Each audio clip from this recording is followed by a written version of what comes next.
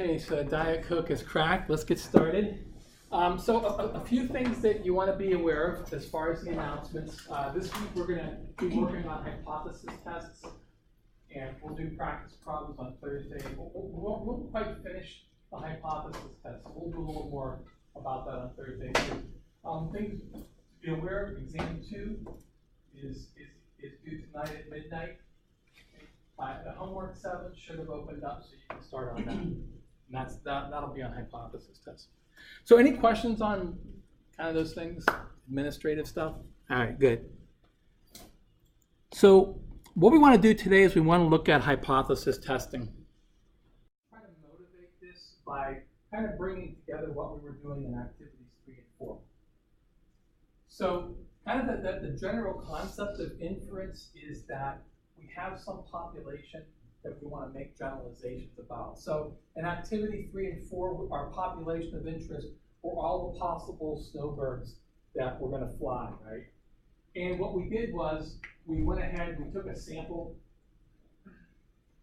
and we computed the average of those snowbird ticket sales. Now, it's kind of important to understand that if you go back to the big picture of statistics for a minute, so, in the big picture of statistics, right? So that stands for big picture of statistics, by the way, okay? Just so there's no misunderstanding. So we start with a question, and then we collect data, and then we summarize the data. Right? We make plots, we compute statistics. And it's kind of interesting to note that at this stage, there's no difference in this part of how statistics works in fortune telling. Up to this point, they both have the same process, right? So in fortune telling, you ask a question, am I going to be rich, okay? And what does the fortune teller do? They collect data. They look at your hand, they ask for your birth date, whatever, okay? And then they do calculations. So if you're really into astrology, they calculate where your house and your moon and the sun and all that stuff are, right? So this is kind of how pseudoscience masquerades as science, right? There are things here that are scientific, so to speak, right? So what differentiates science from pseudoscience? Well, it's these last two steps, right? So it's this step where we have the probability model. So this is what we talked about last time when we talked about the sampling distribution.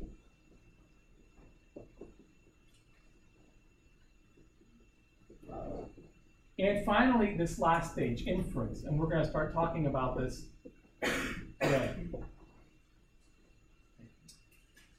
This is what lets us make generalizations.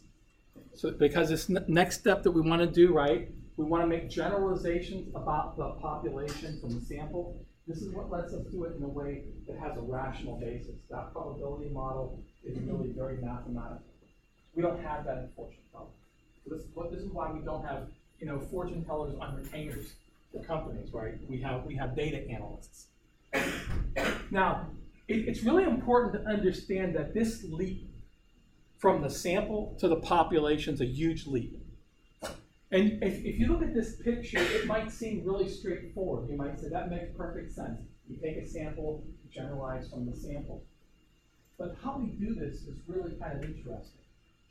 If you think about a national poll, for example, where they ask, like, what percentage of people are going to vote for Trump or going to vote for Clinton, whoever, the population that you're looking at is huge. About 150 million registered voters, right? Huge population. What sample size do they take to get those estimates of what percentage are going to vote for the candidate? It's kind of on the order of 1,000 to 3,000. We're going to actually learn how to estimate that. But here's kind of the point. 1,000 seems like a lot, but think about money. $150 million versus a couple thousand, right? That's a huge leap. So making this leap from a sample, which seems big, but relative to the population is really small, is a huge leap. So this is why we really need this sampling distribution. It isn't so easy to do. So what's going on here? Well, with what I want to do to kind of motivate today's lecture is to go back to activity 2 and 3 and kind of think about what was going on, right? So we had a past population and we had a recent sample of sales. And so if you look at those distributions, this was the past population, okay, strongly right skewed. This is the recent sales. And if you look at it, you can see that there's a little bit of differences, right? So it looks like there's a little fewer low ticket sales recently, a little more high price ticket sales. But of course, you can't tell, based on that alone, right? So what did we do? Well, we went ahead and we computed some statistics. So we said, okay, the mean sales from the old population was 319. The sample mean from the recent sales was 359. That seems like a pretty big difference, right? So you might say, well, obviously, things went up. But we have to look into it a little bit more, okay? And so what we're going to start doing, the first thing we're going to start doing is we're going to start kind of stating our two hypotheses in a more formal way. So remember, we had these two hypotheses. The first was that no change occurred. That was equivalent to the population mean that the recent sample came from was 319. And the other hypothesis was, based on the data, was that the population mean that the recent samples came from was actually higher than 319. And here's the problem. It's basically that the sample means are going to vary from sample to sample. That's what you saw in activity 3, right? You drew 1,000 sample means. None of them had the same value. None of them were equal to the population. So we know that even though we didn't get 319, we kind of knew from the beginning that the sample mean was never going to be 319. It's always going to be different. So the real question is, when is that difference statistically significant? So what we're really asking is, we know that the sample means are going to vary from sample to sample. They're never going to be equal to the population mean. But what I really want to know is, could I get that large a difference just by random chance? If it really came from that old population, just by random chance, could I get a sample mean of 359?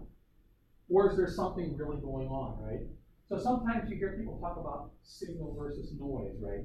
Is this just noise, a random fluctuation, or is there something real going on? So this is the problem we have to deal with. And so we said, okay, the way that we deal with that is, we go back, we look at our population, and we said the central limit theorem is really the key fact. So this is that probability model. So the central limit theorem tells us the following.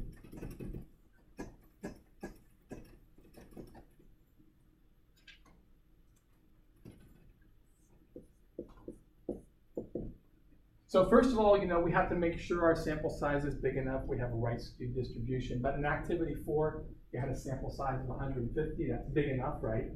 So we could use the central limit theorem. So the central limit theorem says that if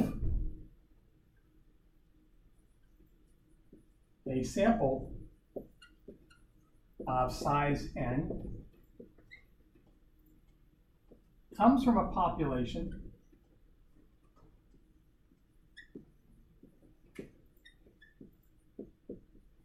with mean mu and standard deviation equal to sigma, then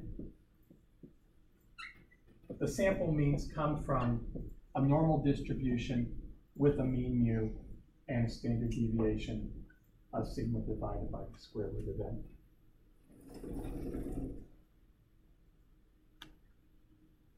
And so this last statement is important. It says that if I know the mean that the samples came from, population mean, then I know that the sample mean should look like this. They should have this distribution. So this is the distribution that sample means should have if they come from this population right here. As a mean of mu, standard deviation of sigma. So these are the three things that we know, right? And so now this tells me that sample means from the old population look like this. They come from this distribution. And the reason why I wanted that piece of information is that allows me to now judge the sample mean that I have. So now I'm going to be able to look at that sample mean of 359 and ask, how likely is it could have come from this distribution? And so this word judge is not chosen by coincidence. We're going to see the hypothesis test are just like criminal trials. The way we think about a criminal trial, the way we judge somebody on trial is the same way we're going to judge a sample mean and a hypothesis test. So how do we do that?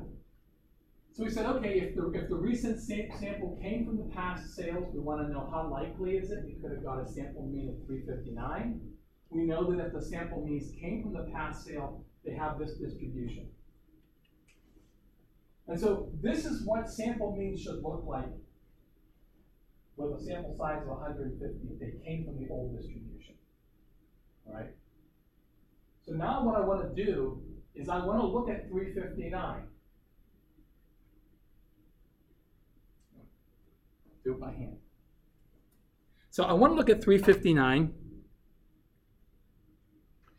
and I want to look at the percentile. So the probability that I could get a value this big or bigger is roughly 1.5%. So do we say that's really likely to occur or unlikely? What do you think? I'd say it's pretty unlikely. Less than a 2% chance, right? So it's unlikely it came from the old distribution, so what does that mean? That means that a change occurred, right? This is the logic.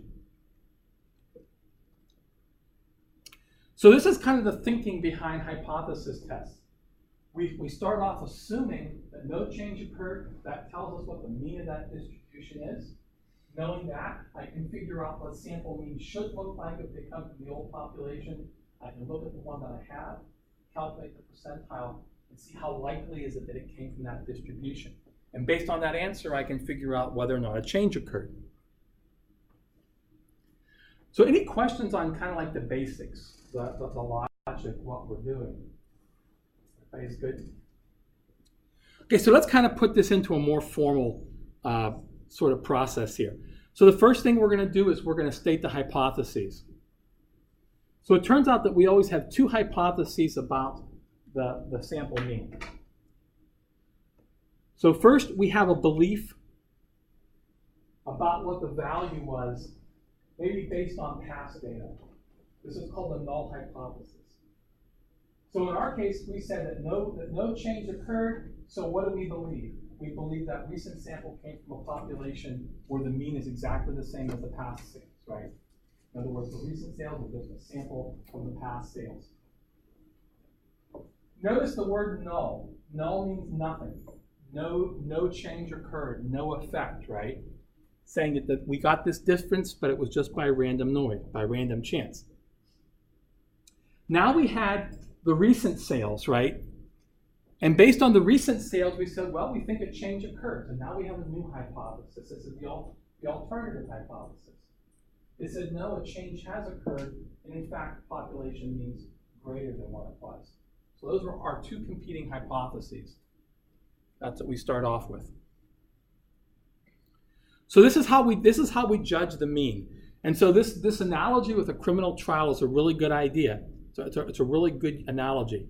So we start off with two hypotheses about a defendant, right? You go to court, first thing a judge asks, the person who's standing in front of them is, how do you plead, right?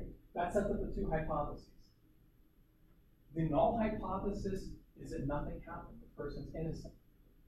The null hypothesis is what we believe if no information, if no evidence comes in, right? So basically the null hypothesis in a criminal trial is you're not guilty. If the prosecution comes forward and they say, we don't have anything, the judge says you go free. That's what we believe in the absence of any evidence. And of course, the key thing is that the alternative is what you're trying to prove. So the prosecution is trying to prove that you're guilty. They're trying to prove that something did happen. If you think about a hypothesis test in the context of activity 3 and 4, okay, these are our two hypotheses, right? The null was that nothing happened. The mean's the same as it was before. And the alternative is that no, it actually increased. These are our two hypotheses. Now, if you think about how a criminal trial proceeds, a criminal trial proceeds in such a way that you always assume there's a presumption of innocence. So we always presume that the defendant's innocent. And then what happens? The prosecution begins to bring forth evidence against them. Well, we do exactly the same thing here. We assume the null is true. And the key thing to understand is that assumption that the null is true, what it does.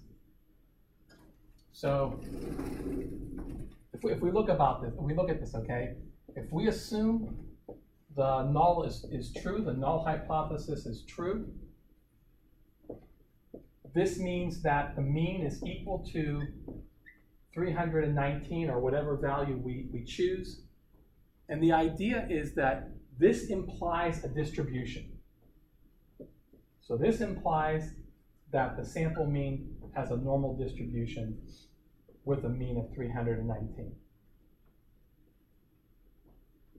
for this particular case.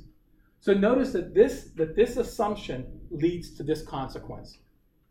The assumption that the null hypothesis is true tells me what the sample means should look like. So if the null hypothesis is true, the sample means have this distribution. And that's really key. So how do we reach a decision? Well, what does the jury do? Think about like a murder trial, okay? So suppose I'm accused of murdering, let's see, Matt. Okay. He's my namesake, so I never killed him. What do you think about it? So suppose I'm accused of murdering. What happens? Well, the jury starts off with the probability that I'm innocent is 100%. That's what they start off believing. If they don't, they shouldn't be on the jury, right? They believe at this point I'm 100% innocent. And then what happens? Prosecution brings in evidence, right? They say, okay, you were seen arguing with Matthew. And I can say, well, you know what? He's a hard person to get along with. You know, everybody knows he's a hard case. Now I can still be innocent, but the probability I'm innocent given that evidence goes down, right? And then they can say, well, you were seen leaving his house at the time of the murder. And I can say, you know what? I felt so bad we argued, I went over to apologize.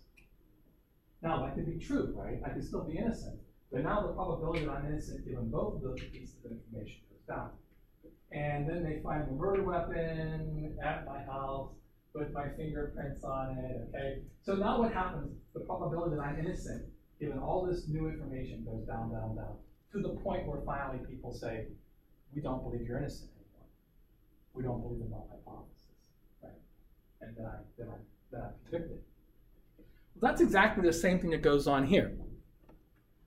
What we do basically is we say, if the null hypothesis is true, then the sample means come from this distribution. And then what do? I look at my sample mean. And I say, how likely is it came from this distribution? And that's the logic. So statistics is very similar with the one difference that we can actually compute a probability. We can't do that in law, right? Now, the question is, what does how likely mean in statistics? Does anyone recall what we said how likely meant? It's keyword for what? I'm sorry? Probability. It's a certain type of probability. You're right, probability, but what type of probability?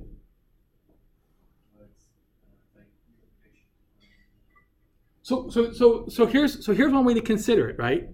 So suppose you ask a person, how likely is it that you get a randomly chosen person as tall as Michael Jordan? What do we mean by that?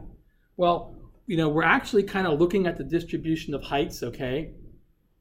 And if you think about it, the probability we get someone as tall as him is really the percentile.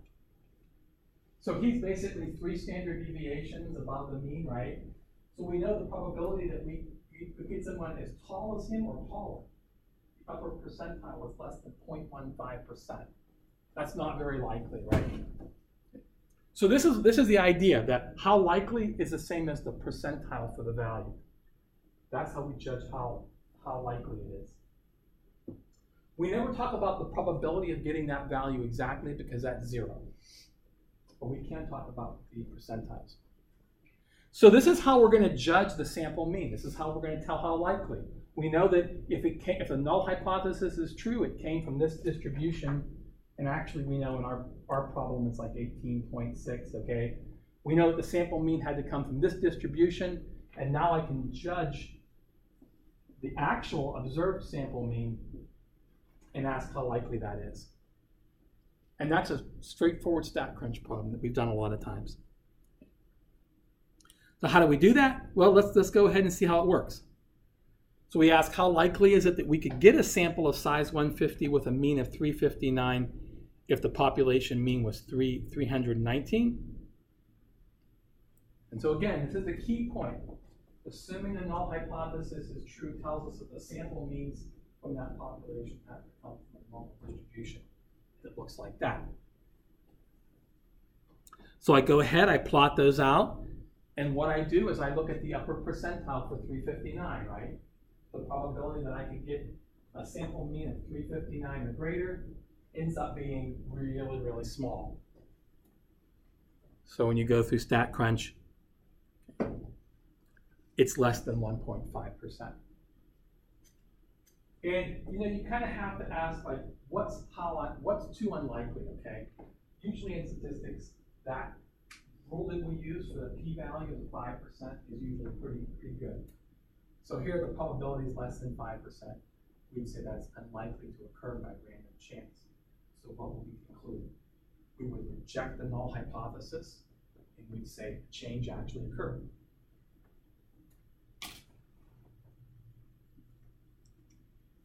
So the next thing we do is we compute the p-value. So let's kind of look at this in a more formal way now, okay? We said the way that we judge a sample mean is we look at its percentile. The percentile is actually the p-value. That's exactly what it means. So we said if it's really unlikely we could have got a sample mean from this distribution, we're going to reject the null hypothesis. And basically the p-value is the percentile. Okay? So that 1.5%, that's actually the p-value. So the percentile for the sample mean was 1.5, and we said that's too small, so we reject the null hypothesis. We say, okay, instead, we believe the population means greater than 319. So finally, we make a statistical decision, okay? And so the idea is that we have to figure out when the p-value is too low. And it varies from application to application, just like in a trial, right? So OJ, he was found guilty in criminal court, right? But I'm sorry, he was found innocent in criminal court, right? But he was found guilty in civil court. Why? Because the standard of proof is different, right? So this alpha is what we consider like our standard of proof. This is called the level of significance. And so this is the smallest the p-value can get before we reject the null hypothesis. And when we did the Shapiro-Wilks, that was the 5%, right? When your p-value got below 5% in activity 3, that was our alpha 5%. Then we rejected the null hypothesis. Sometimes people call it the level of gullibility. In other words, it's how far you're willing to suspend disbelief before you say something's too unlikely. And usually alpha is 5%, but it can be 10% or 1%, somewhere in that neighborhood. And we'll kind of talk about why we might want to change it. But in any case, this is how we made our decision, right? When the p-value is less than alpha, we reject the null hypothesis. When it's greater than alpha, we fail to reject the null hypothesis. So in our case, the p-value was less than alpha, right? We had 1.5% less than 5%, so we rejected the null hypothesis. Okay.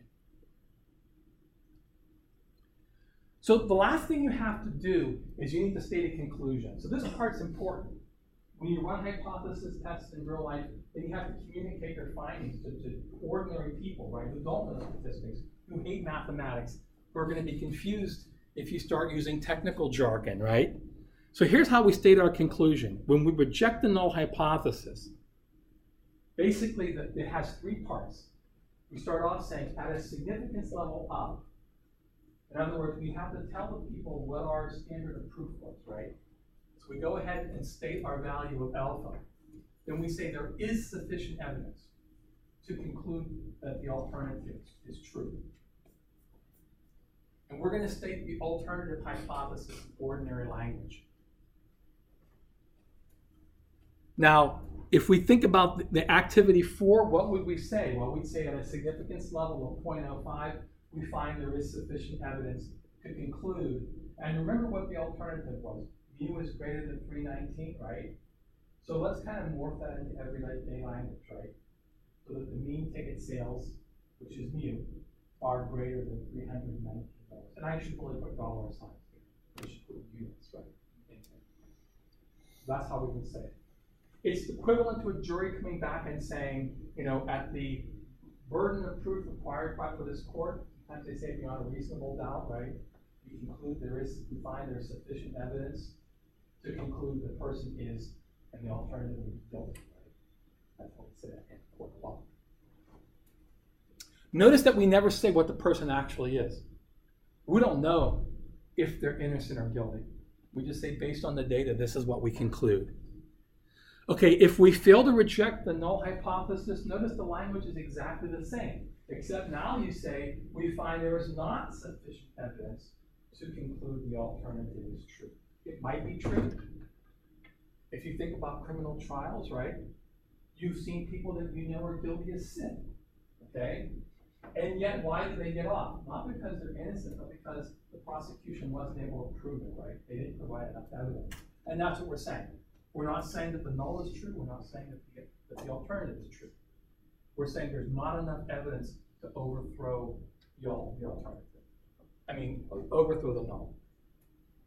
Okay, so how would we say this in ordinary language? Well, this wasn't the case for activity 4, but if the p-value had been greater than alpha, we say at a significance level of 0.05, we find there is not sufficient evidence to conclude that the mean ticket sales are greater than 319. And you can use that as kind of like a formal rubric, okay? That's kind of like a rubric that you can use. Okay, so the one thing we have to be kind of aware of is the fact that we can test different things, okay? So for example, I can do what's called an upper tail test, which is what we just did. So in the upper tail test, the alternative is that mu is greater than some hypothesized value, okay? So this is some number.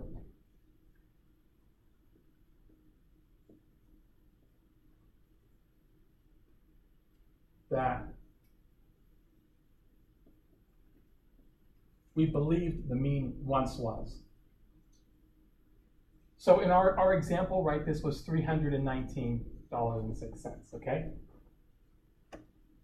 And so if you think about this, we sketch what the distribution of the sample mean is if the null hypothesis is true. In other words, if mu is equal to mu naught, so the distribution looks like this. It's centered at mu naught, and it goes like this. Okay? And remember, if the null is true, that defines the distribution for the sample means, right? So this is what sample means that come from a distribution where the null hypothesis is true look like. So notice that to do an upper tail test, the sample mean has to fall above mu naught, all right? So in other words, to do this test,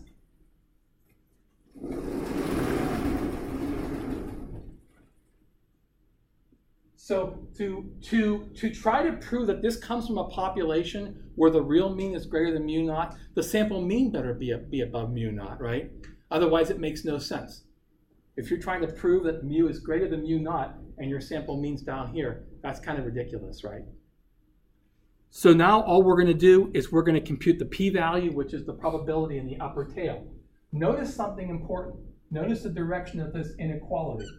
It's pointing to the right. So I'm going to compute the probability in the right-hand tail. And this is my p-value. It's the probability I could have got a value that big or bigger. That's how I'm going to make my decision. And that's what we just did with the airline tickets, right? This is exactly the test that we just did. So this is called an upper tail test.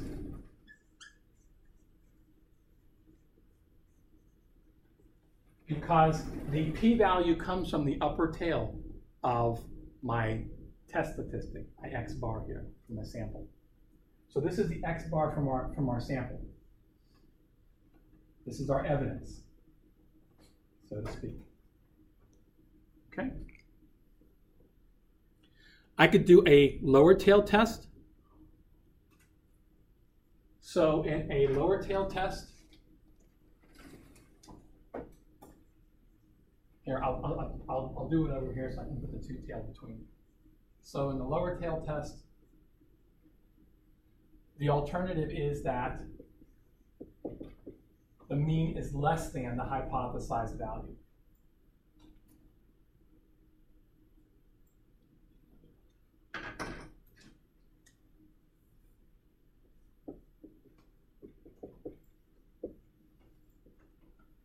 Notice the distribution is same. The null has not changed, right? So the distribution of the sample means is exactly the same. But notice again that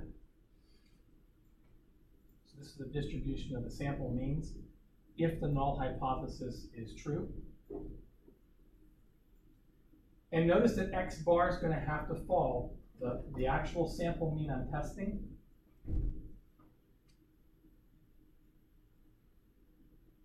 is going to have to fall to the left of mu naught. In other words, in order for the sample to be evidence for the prosecution, right, it has to be consistent. If I'm trying to prove the true mean that this guy came from is less than mu naught, the sample mean better be less than mu naught. Otherwise, it doesn't make sense to do that test. So the p-value, again, notice the direction of the inequality, right? It's pointing to the left. I'm going to compute the probability in the left-hand tail. So this is why it's called lower tail. And that area is my percentile, right? That's my p-value. Okay, last is two-tailed test. So sometimes when you make a change, you're not sure what's going to happen. For example, if the Fed lowers interest rates, all right, you might think you might know what happens to the GDP, but you might not be sure. Okay, so sometimes you don't know if the mean's going to go up or going to go down. This is when we do a two-tailed test. So in the two-tailed test, the alternative is that a change occurred, but we don't know whether it got. We don't know if the sample mean, the population mean, got bigger or smaller.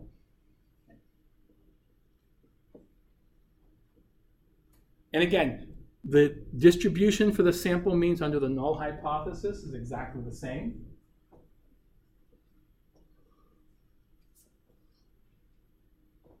Now x bar is going to fall to one side, okay? We don't know which side, right? But the idea is that we compute the percentile on both sides, okay? So this is the point that's the same distance from mu naught. And the p-value is both of these together. So we can think of the probability as 2 times the probability in the tail of x bar. 2 tail. Yeah, testing both tails. Okay. All right, good. And so these are all the 3 tests together. All right. Do an upper tail to see if the mean's greater than the hypothesized mean, lower tail to see if it's less than, or a two tail to see if it's not equal to. Those are the three sorts of tests. Okay, why don't we take a break? When we come back, we'll start to work some problems. We'll see how the puzzle fits with that. All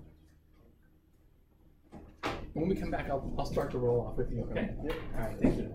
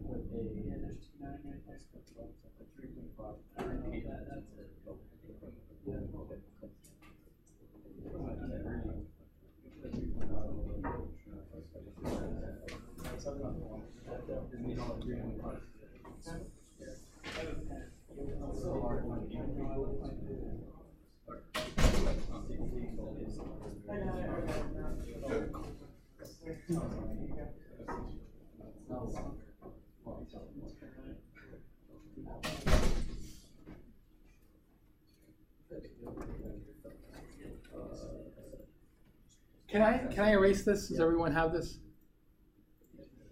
No? Everyone? Good. All right. I'll take that as a yes.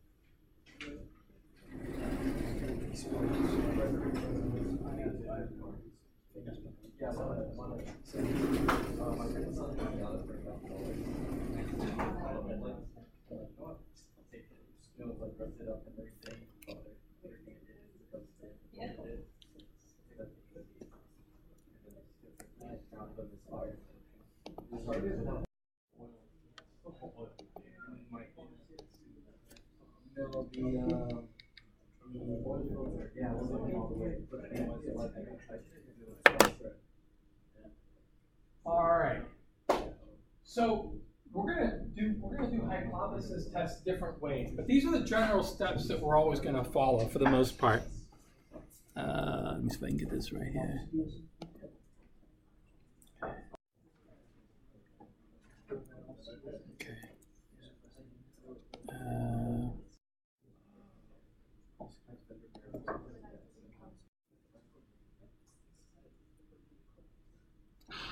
This is really ticking me off. Why does it do this? Okay, here we go. Okay, so first thing we're always going to do is we're going to state our hypotheses. Now, two things you have to be careful about that people lose points on. The first is if you have to use the right notation. So we said first day of class, right? One of the things that makes this class a little difficult is we have certain notations we have to learn. So whenever we write the null, we always write h sub 0. Whenever we write the alternative, we write h sub a. In some books, you'll see h sub 1, okay? In really old books, you'll see h sub r. But we're going to use h sub a. Then we go ahead, we compute the p-value. We make a decision based on the p-value and the significance level. And then we say whether we reject or fail to reject based on that, and we state our conclusion. So these are the general steps. And we're going to also learn how to do hypothesis tests a different way. We're going to talk about critical values also. But for right now, we're just going to use p-values. This is kind of a nice, simple way to start looking at things. Okay. And then finally, we state our conclusion. We have to specify alpha, and we state our conclusion in everyday language. We don't use hypotheses or anything like that. These are things to think about. I'm going to let you puzzle over it when the wheels come off. Make sure that you're doing these steps, okay? I'll let you review that. And the first example I want to start with is an example of a baker, okay? So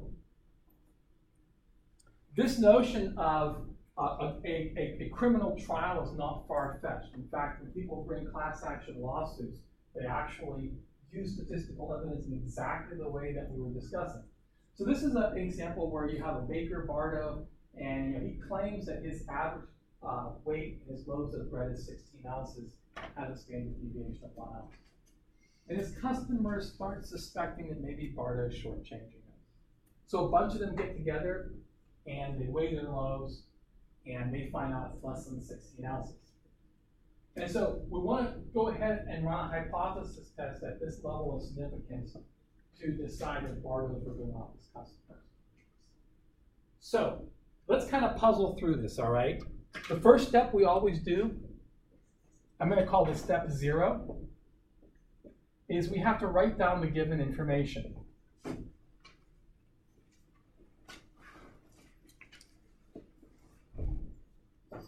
This is a step that students skip, and it's the biggest reason why people get things wrong. If we can't fill in these blanks, we can't do the problem.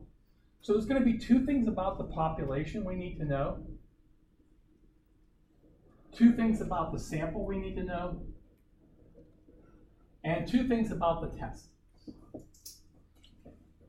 So one of the ways that we read word problems, especially when they're quantitative, is every single number we have to figure out what it represents, right? So can someone pick out a number in this word problem and tell me what it is? Go ahead. Sigma is 16 ounces. Does everybody agree? We have a Sigma is the standard deviation. Sigma is the standard deviation. So what would that be, though? Is it given? It's 1. Yes. It's 1? Okay, good.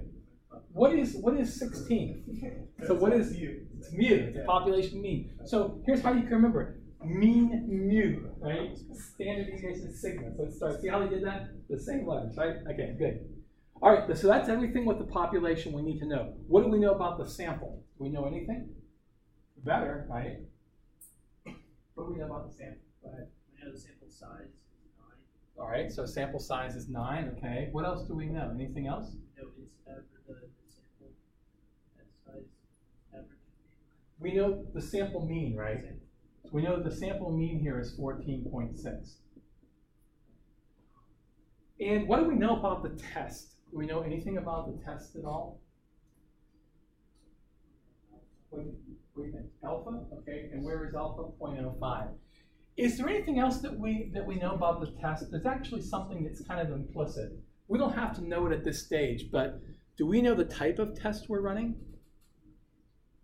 Are we running a lower tail, upper tail, two-tail? Lower tail. Right, lower tail. Because we're trying to prove that the mean of the breads that Bardo's selling is less than 16, right? So we know this is a lower tail test.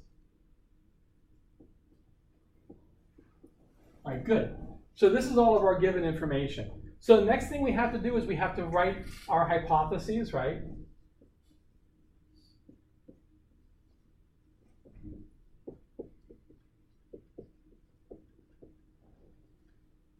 So it's important that when you write these, you use the proper notation, okay? So we always start off like this. This is going to be the null. This is going to be the alternative. So how should I write the alternative? Usually we go for the alternative first. That's what we're trying to prove, right? So what is it that we're trying to prove here? Let's see, maybe someone over here. What is it that we're trying to prove?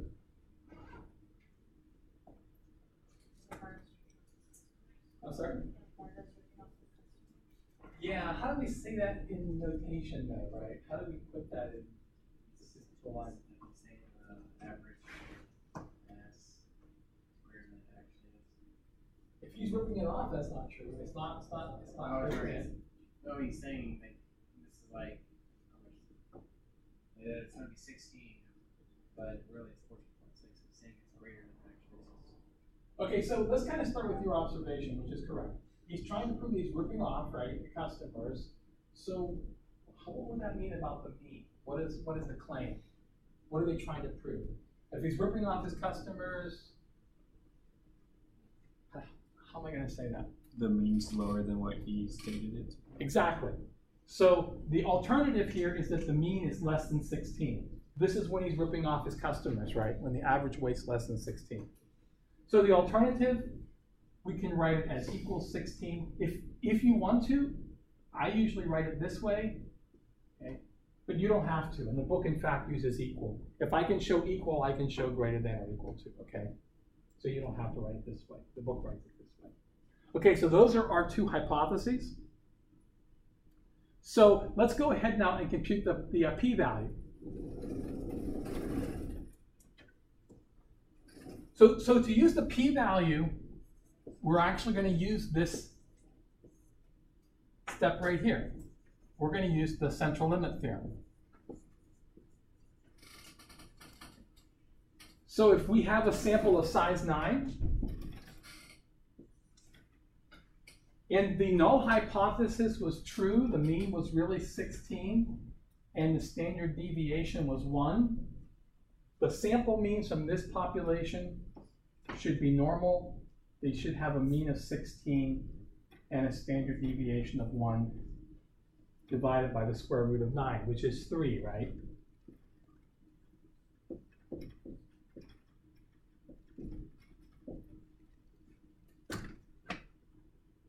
So this is where we start with the p-value. If we don't know the distribution of the sample means under the null hypothesis, we can't do anything. So if the null hypothesis is true, the mean is 16 and the standard deviation is 1. So we know that the sample means from that distribution have to look like this. So this is what the sample mean should look like if the null hypothesis is true. Now I can compute the p-value. It's not a bad idea to sketch this out, okay? So this is 16.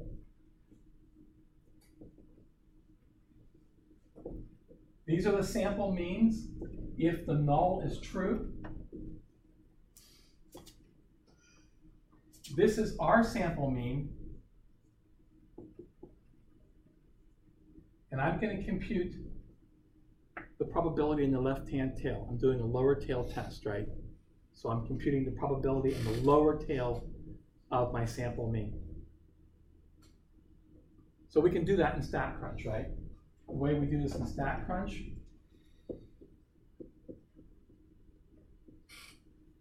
or it asks for the mean, I'm going to say 16. Or it asks for the standard deviation, I'm going to say 0.333. And then I'm going to say the probability that x is less than 14.6 is equal to, and I'm going to get out my p-value here. Because the probability in the left-hand tail. So let's go ahead and do that. So we go to StatCrunch.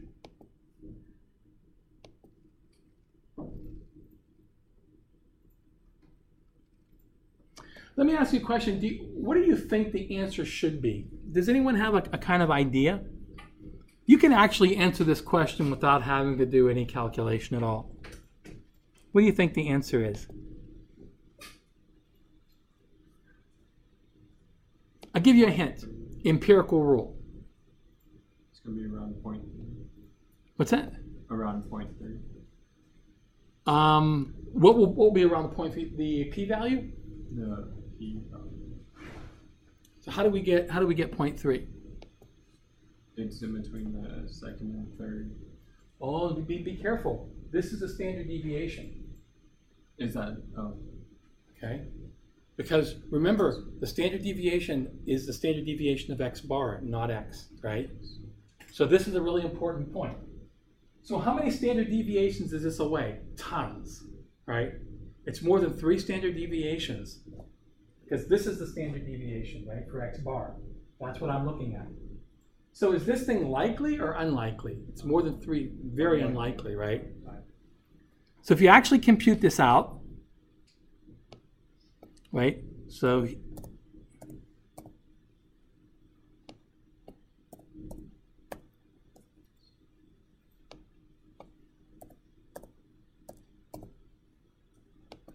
my answer is 0.5, right? Is that right? No. What did I do wrong? Your mean is population. So you got to be careful. So here's something you want to be careful of. When you get p-values that are too big or too small, like this is a really big p-value, okay? You know, because you think about it, you're computing the probability in a tail, right? So it should be less than 0.5. So again, you know, use this picture and look at it and say, that doesn't make sense, right? Using the same value. So I put in the right value, and let's see what I get.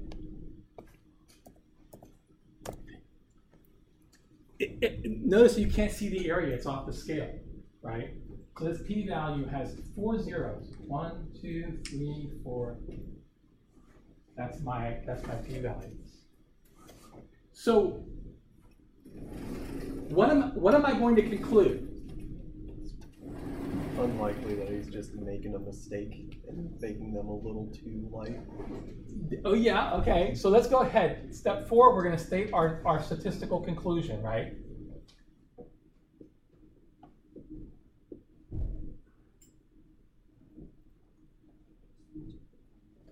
So here is my p-value. It's equal to 0.000132, right?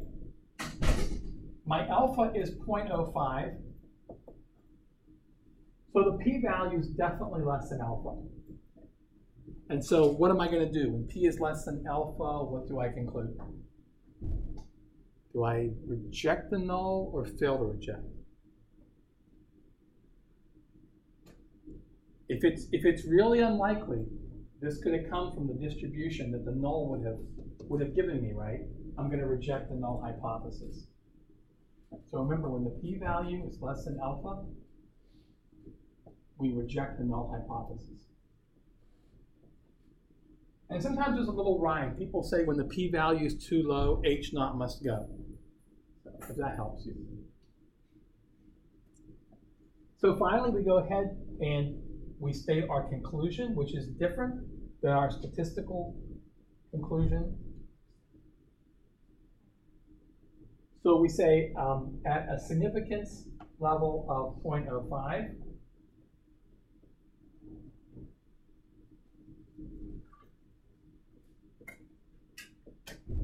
we conclude, or we find, there is sufficient evidence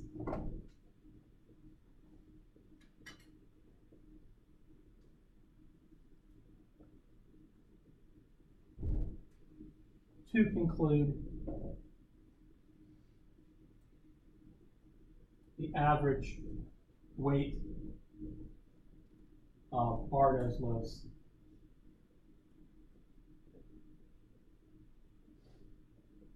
is less than 16 ounces.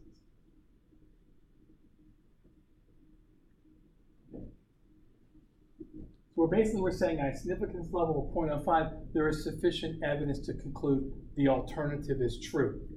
And what is the alternative? Well, the alternative is that the mean's less than 16 ounces, or the average weight of the loaves is less than 16 ounces. Notice we're just using ordinary language. Outside of the word significance level, there's nothing that's statistical, right? No mention of hypothesis, no mention of mu or sigma or any of that.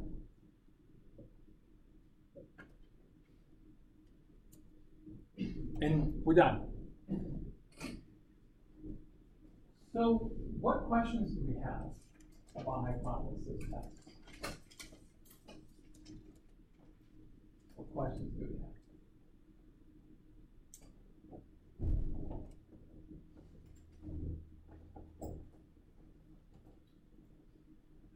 Yeah. Can you just remind me the significance of alpha? So alpha, there's a couple of ways of thinking about alpha. Alpha is the lowest p-value before you reject the null hypothesis. In other words, it's the point at which you say, I reject the null hypothesis. So the alpha is a p-value. You can think of the alpha as a p-value. It's going to be the smallest p-value before you reject the null hypothesis. So if it's a lot higher than like 0.5, that means you set the null hypothesis. It depends on the p-value.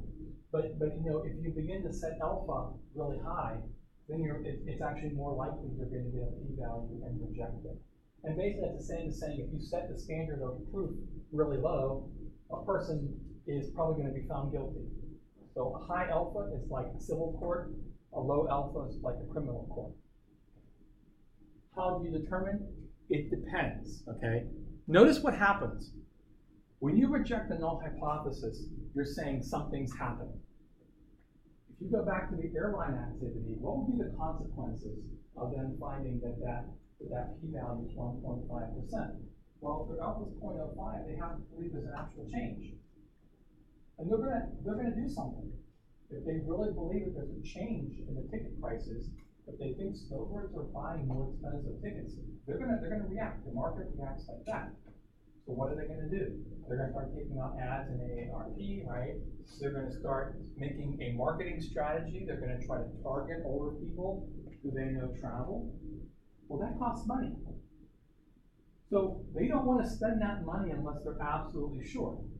So if there's a big expenditure, the consequences of believing a change occurred are really significant. You might want to set alpha really low, right? You might not want to do that unless you're absolutely sure. Whereas if the consequences aren't that great, you might set alpha kind of high. You might not care if you said something significant occurred. So people in government set alpha low. People in Homeland Security tend to set alpha kind of high.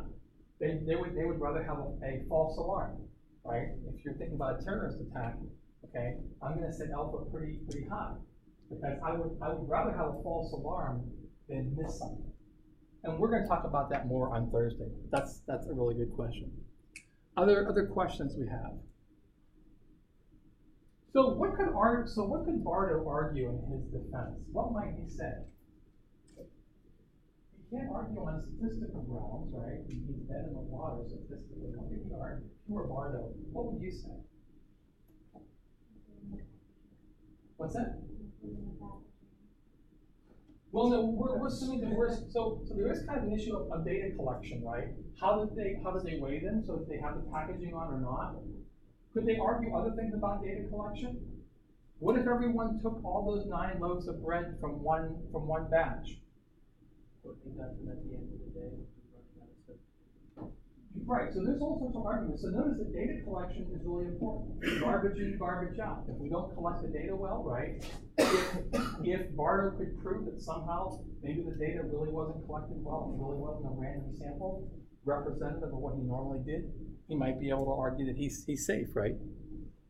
Okay, let me take you through the other two problems. So this is where Bardo's the bad. And for some reason that's screwing up today. Okay. So what if, for example, this is not working out today. Okay.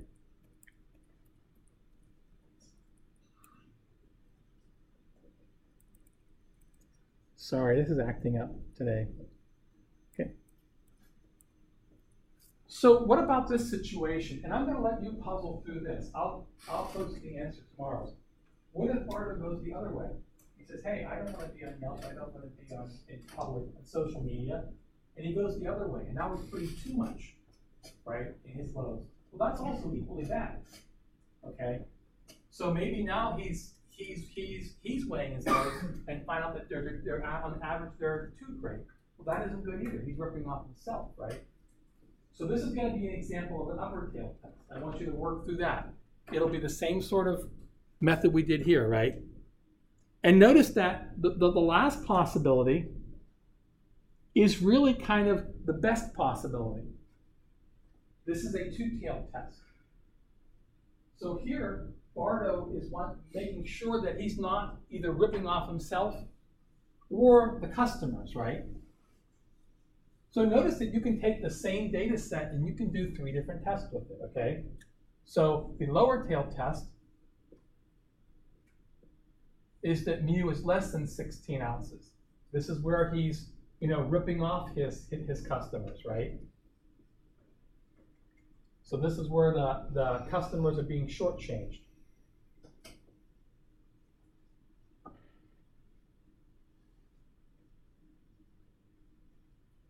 If you look at the upper tail test, here we're testing to see if it's greater than 16 ounces, right? So here Bardo is losing money. So this is where the business is losing. So what do you really want to test? You want to test to see if it's not equal to 16, right? You want to make sure that it's not overfilled or underfilled. So this is the two-tailed test.